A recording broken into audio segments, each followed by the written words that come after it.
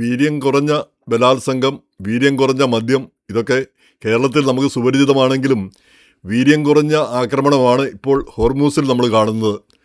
ഈ ഇറാനിലെ തലതെറിച്ച ആ ഇസ്ലാമിക ഗാർഡ്സ്, നമുക്കറിയാം ചെറുപ്പക്കാരായിരിക്കുമല്ലോ, അവരോട് പറഞ്ഞാലൊന്നും അനുസരിക്കുന്ന ലക്ഷണമൊന്നും കാണുന്നില്ല. അവർ പോയി കപ്പലുകൾക്കിട്ട്, ഇപ്പോൾ 2 കപ്പലുകൾക്ക് ഇട്ട് ആക്രമിച്ചു. അമേരിക്ക 2 തവണ ആയിട്ട് ഇറാനെ തിരിച്ചടിക്കുകയും ചെയ്തു. പിന്നെ ഇറാൻ്റെ കേന്ദ്രങ്ങളിലൊക്കെ പോയി ബോംബിടുകയും ചെയ്യുന്നു. പക്ഷേ അതോടുകൂടി ബഹ്റൈന് നേരെ ഇവർ ആക്രമണം നടത്തി. അപ്പം അടുത്തുള്ള രാജ്യങ്ങൾക്കൊക്കെ, അല്ലെങ്കിൽ പിന്നെ അമേരിക്കയുടെ താവളങ്ങളുള്ള മറ്റു സ്ഥലങ്ങൾക്കെതിരെയെല്ലാം ഇവർ ആക്രമണം നടത്തുമെന്നാണ് ഇപ്പോൾ ഭീഷണിപ്പെടുത്തിയിരിക്കുന്നത്. എങ്ങനെയായാലും ഒരു വശത്ത് ചർച്ച നടക്കുന്നു, ഒരു വശത്ത് വീര്യം കുറഞ്ഞതാണെങ്കിലും ആക്രമണം നടക്കുന്നു. അപ്പോൾ വീര്യത്തെപ്പറ്റി പറയുമ്പം ഒരു ശ്രദ്ധേയമായ കാര്യം, മദ്യം കൊടുക്കുന്നു, അതിൽ വീര്യം എത്രയാണെന്നുള്ളത് ആ ഉണ്ടാക്കുന്നവരാണ്, ആ കമ്പനിക്കാരാണ് തീരുമാനിക്കുന്നത്. അപ്പോൾ അതിൽ വീര്യം കുറഞ്ഞാൽ ടാക്സ് കുറയ്ക്കണം എന്ന് പറയുന്നതിൻ്റെ ന്യായം മനസ്സിലാവുന്നില്ല. അത് നമ്മുടെ പിന്നെ നമ്മളെ മലയാളികളെ പൊട്ടന്മാരാക്കുന്ന ഒരു പരിപാടിയായിട്ടാണ് എനിക്ക് തോന്നിയിരിക്കുന്നത്. സർക്കാർ ആ വീട്ടിൽ ചെന്ന് വീഴുന്നത്. മദ്യത്തിന് 40% പ്രൂഫാകാം, 46% ആകാം.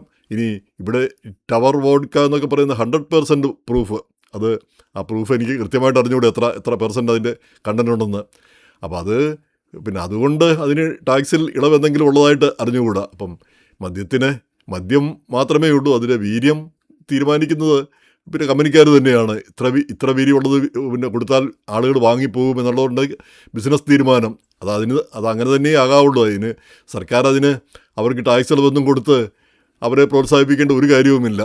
പിന്നെ മൊത്തത്തിൽ ടാക്സ് ഇളവ് കൊടുക്കണം. പിന്നെ നല്ല മദ്യം വില കുറച്ച് കൊടുക്കുന്ന ഒരു സംവിധാനമാണ് വരേണ്ടിയിരിക്കുന്നത്. അത് അക്കാര്യത്തിൽ കേരളത്തിലെ കുടിയന്മാരുടെ പക്ഷത്താണ് ഞാനും, യാതൊരു തർക്കവുമില്ലാത്തൊരു കാര്യമാണ്.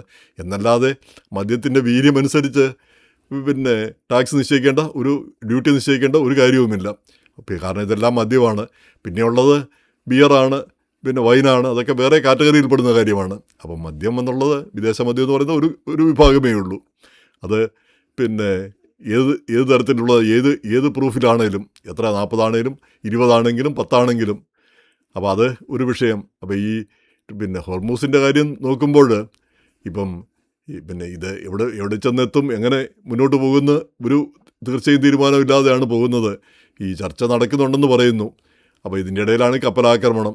അതിൻ്റെ ഇടയിൽ ഈ എണ്ണവില അങ്ങോട്ട് കുറഞ്ഞു, ക്രൂഡ് ഓയിലിൻ്റെ വില കുറഞ്ഞു, പിന്നെ ഇതിങ്ങനെ കൂടുകയും കുറയുകയും ചെയ്തുകൊണ്ടിരിക്കുന്നു. ഒരു നിശ്ചയമില്ലാത്ത രീതിയിൽ പോകുന്നു. എന്തായാലും ഇന്ന് വൈസ് പ്രസിഡന്റ് പിന്നെ JD വാൻസ് പറഞ്ഞൊരു കാര്യം വളരെ ശ്രദ്ധേയമാണ്. ഇനി ഇറാനുമായിട്ടൊരു കരാർ ഉണ്ടായില്ലെങ്കിലും അമേരിക്ക വിജയിച്ചു, അമേരിക്കയുടെ ലക്ഷ്യങ്ങളൊക്കെ നേടി എന്നാണ് അദ്ദേഹം പറഞ്ഞിരിക്കുന്നത്. കരാറുണ്ടായെന്ന് പിന്നെ ഇറാനെ ഒരു മോഡേൺ രാജ്യമാക്കി മാറ്റാം, ഇറാനുമായിട്ടുള്ള ബന്ധങ്ങളൊക്കെ പുനഃപരിശോധിക്കും, നല്ല രീതിയിലുള്ളൊരു ബന്ധം വരും, പിന്നെ മിഡിൽ ഈസ്റ്റ് തന്നെ മാറിപ്പോവും. അതേസമയം തന്നെ അങ്ങനെ ഒരു കരാറുണ്ടാവുന്നില്ല എങ്കിലും അമേരിക്ക ദോഷമൊന്നും വരാൻ പോകുന്നില്ല, അമേരിക്ക വിൻ ചെയ്യുകയാണ് ചെയ്യുന്നതെന്നാണ് അദ്ദേഹം പറഞ്ഞിരിക്കുന്നത്. അതിൻ്റെ പ്രധാനപ്പെട്ട കാര്യം ഈ ഇറാൻ്റെ ആണവ പിന്നെ പരിപാടി അവസാനിപ്പിച്ചു, അതുപോലെ തന്നെ ഇറാൻ്റെ ശക്തി ക്ഷയിപ്പിച്ചു. ഇറാൻ ആ പഴയ രീതിയിലേക്കൊന്നും പോകാനാവില്ല, പഴയ ആ ഒരു പ്രതാപമൊന്നും പിന്നെ ഇറാന് ഉണ്ടാവില്ല. അപ്പോൾ അങ്ങനെയുള്ള രീതിയിൽ പിന്നെ അമേരിക്കയ്ക്ക് നേട്ടം തന്നെയാണ് എന്നാണ് അദ്ദേഹം പറഞ്ഞിരിക്കുന്നത്. അപ്പോൾ കരാറുണ്ടായില്ലെങ്കിൽ കൂടി അമേരിക്ക ദോഷമൊന്നും വരാൻ പോകുന്നില്ല, അമേരിക്ക വിജയിക്കുകയാണ് ചെയ്തിരിക്കുന്നതെന്നാണ് പറയുന്നത്. കുറച്ച് കാര്യം കാണുമായിരിക്കും.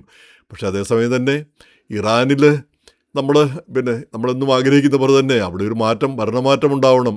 പിന്നെ അവിടുത്തെ ജനത തന്നെ മാറിപ്പോകണം. കാരണം അത് അത്രയും വലിയ സംസ്കാരമുള്ള ഒരു ജനത ഈ ഒരു മതപരമായൊരു രാഷ്ട്രമായി മാറിയെന്ന് പറഞ്ഞാൽ എന്തൊരു ഖേദകരമായൊരു കാര്യമാണ്.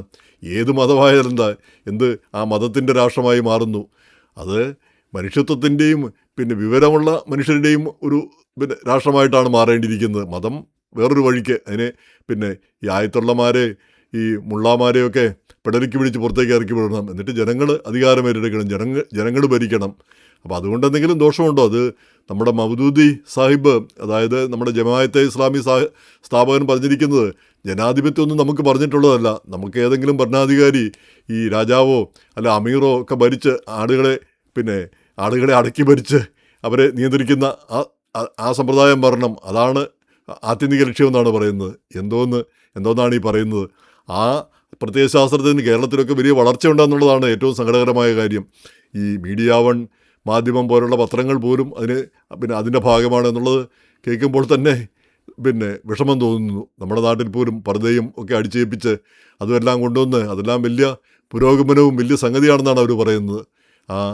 പിന്നെ RSSനോടൊക്കെയുള്ള ഒരു വിരോധത്തിൻ്റെ ഒരു പ്രതിഫലനമാണ് ഒരു ഭാഗത്ത് ഈ മതപരമായ താല്പര്യങ്ങൾ ശക്തിപ്പെടുമ്പോൾ മറുവിഭാഗത്തും അത് തന്നെ സംഭവിക്കുന്നു.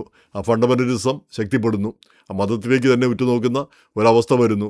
ആരും അതിനെതിരെ മിണ്ടാത്തൊരവസ്ഥയും വരുന്നു. അപ്പോൾ അതിന് കേരളത്തിലൊരു മാറ്റം വരണമെന്നുള്ള കാര്യത്തിൽ യാതൊരു തർക്കവുമില്ല. അതേസമയം തന്നെ അതുപോലെയാണ് നമ്മൾ ഇറാനിലും ഇതുപോലെയൊക്കെയുള്ള ഈ മതരാഷ്ട്രങ്ങൾ, അവയൊക്കെ പറിച്ചെറിഞ്ഞ് കളയേണ്ട സമയം കഴിഞ്ഞിരിക്കുന്നു.